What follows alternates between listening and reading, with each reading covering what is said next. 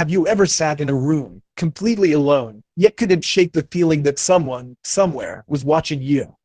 You turned around, checked the corners, maybe even peered behind the curtain or under the bed. But nothing, just the stillness of your surroundings and that odd tension under your skin. It's a universal feeling, hard to explain, but deeply human.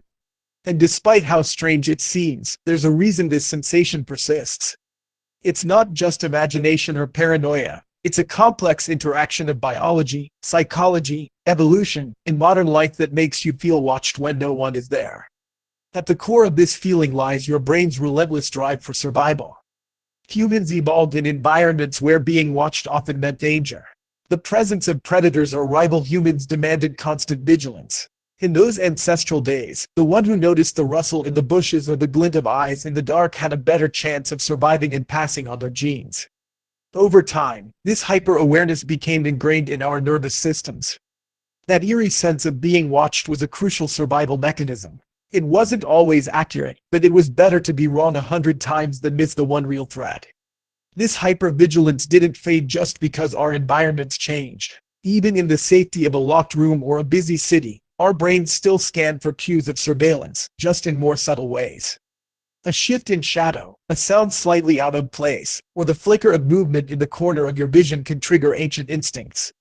Your amygdala, the part of your brain responsible for fear processing, lights up before you're even consciously aware of why.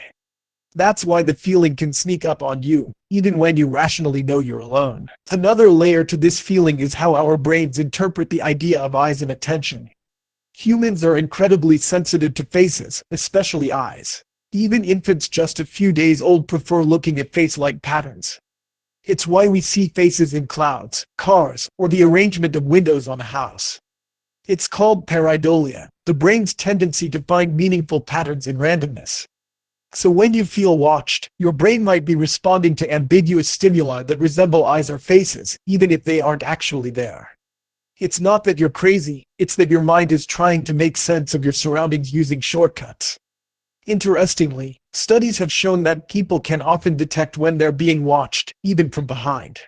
Some researchers suggest that this ability comes from subtle cues, slight noises, shifts in air pressure, or even the faint sense of someone else's presence.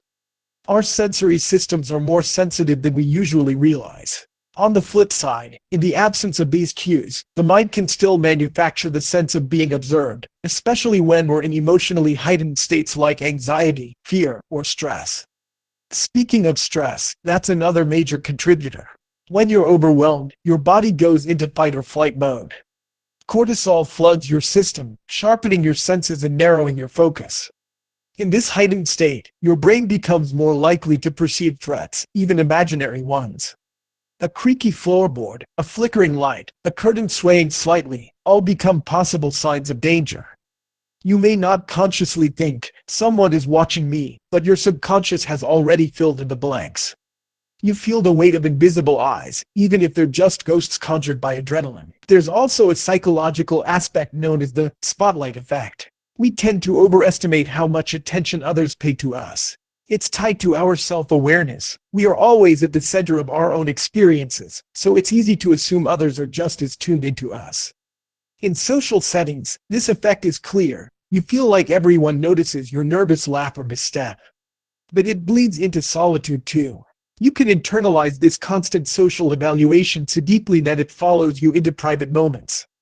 The result is an unconscious sense that you're never truly alone.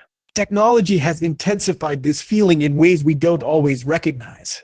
We live in an age of surveillance, CCTV cameras, GPS tracking, smart devices with microphones and cameras, social media algorithms that seem to read your mind.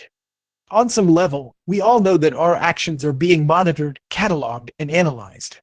Even if we're not actively thinking about it, that awareness sits just below the surface. The line between public and private has blurred.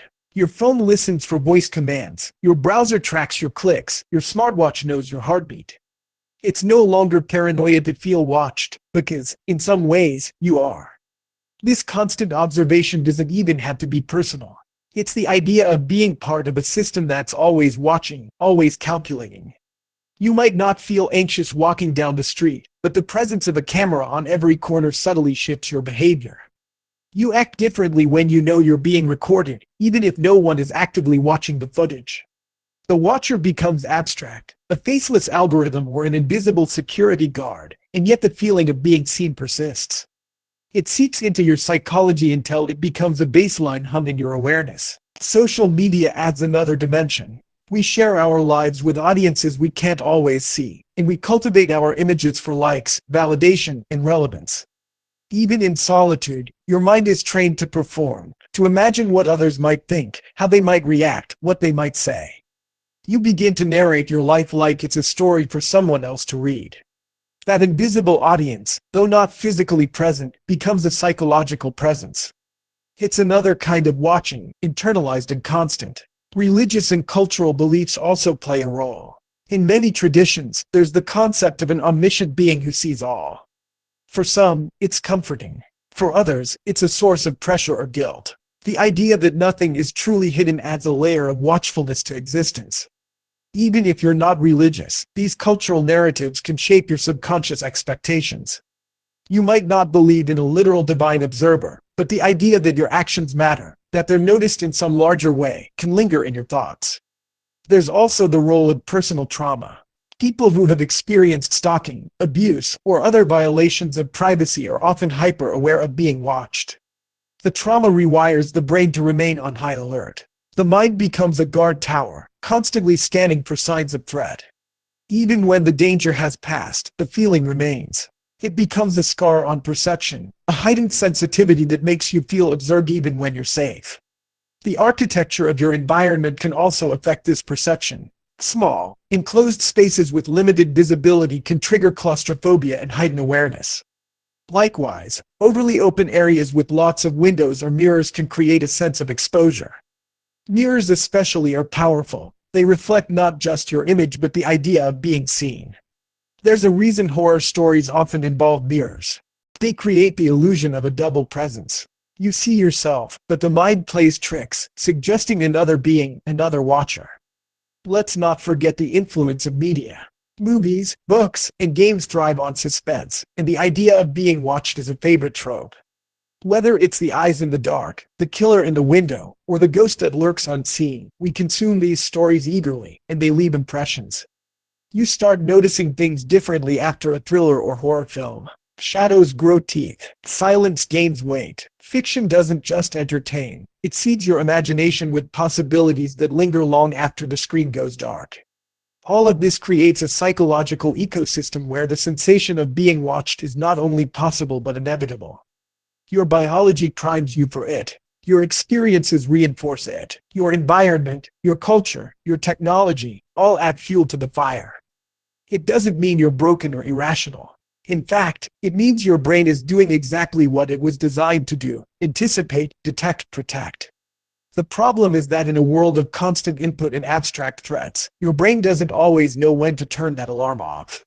So the next time you feel those eyes on you, take a breath. You're not imagining it in the sense that it's meaningless. You're experiencing a cascade of evolutionary programming, emotional memory, cultural influence, and psychological nuance. It's not just a feeling, it's a message. A signal from your nervous system telling you to pay attention, even if there's nothing there. And ironically, by understanding it, by naming it, you take away some of its power. Maybe you're not actually being watched. Or maybe you are, in ways you never quite considered.